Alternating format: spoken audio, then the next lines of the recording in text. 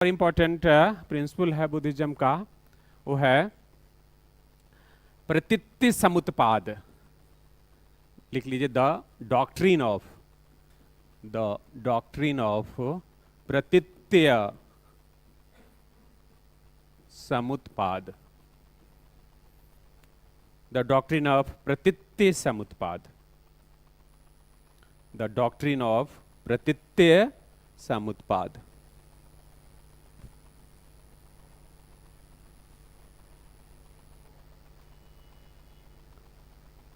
इसका मतलब हुआ कि the doctrine of dependent origin. Dependent origin.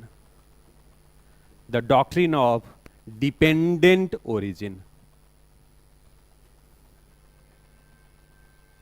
The doctrine of dependent origin. Buddha कहते हैं आत्मदीपो भव। लिख लीजिए, बुद्ध ने क्या कहा? आत्मदीपो भव। अपना दीपक स्वयं बनो।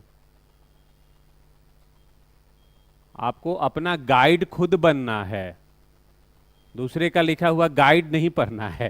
Getting the point? यूपीएससी में भी यही ट्रेंड अपनाना है, खुद अपना पथ प्रदर्शक बनना है। आत्मदीपो भव। खुद ही अपना दीपक बनो, खुद ही अपना पथ प्रदर्शक बनो। क्यों?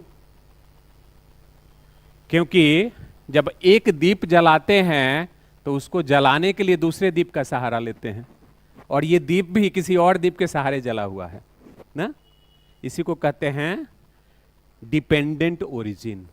डिपेंडेंट, मान लीजिए मैं आपको पढ़ा रहा हूं तो मुझे भी किसी ने पढ़ाया होगा, फिजिकली नहीं। अगर मैंने किसी से पढ़ा होगा तो किताबें तो पढ़ी होंगी, किसी ने लिखा होगा, और फिर जिस व्यक्ति ने लिख के मुझे पढ़ाया उसे भी किसी ने पढ़ाया होगा। तो इसी को कहते हैं डिपेंडेंट ओरिजिन। आत्म दीपो भव। ठीक है, अर्थात प्रतीति समुत्पाद।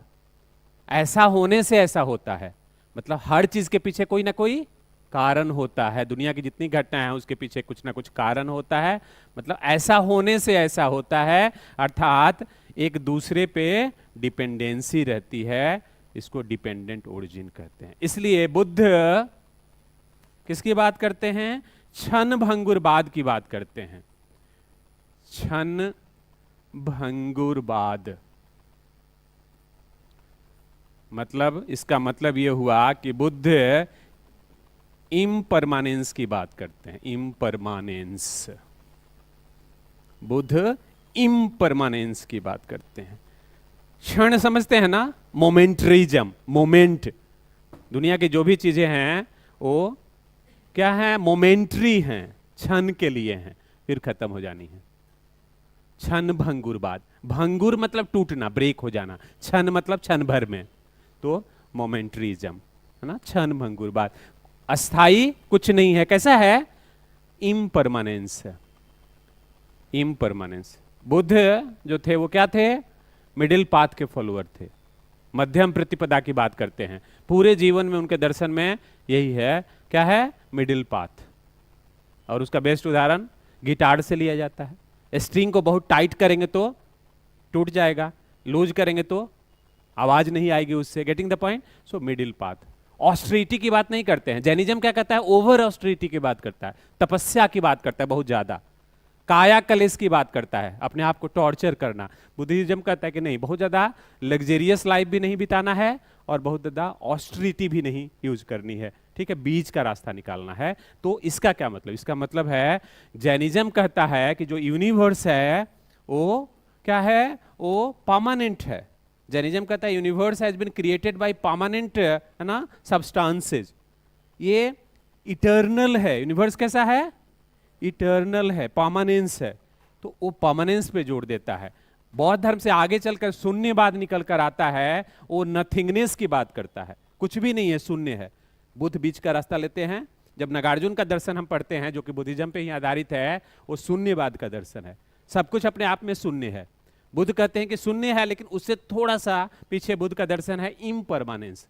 क्षण भर के लिए रियलिटी होती है, लेकिन चूंकि उसका जो मेन नेचर है वो शून्य वाला ही है, इसलिए क्षण भंगुरवाद की बात करते हैं। ये पूरी तरह नथिंगनेस को भी स्वीकार नहीं करते हैं, पूरी तरह परमानेंस को भी स्वीकार नहीं करते हैं। तो इसी को कहते हैं the doctrine of dependent origin.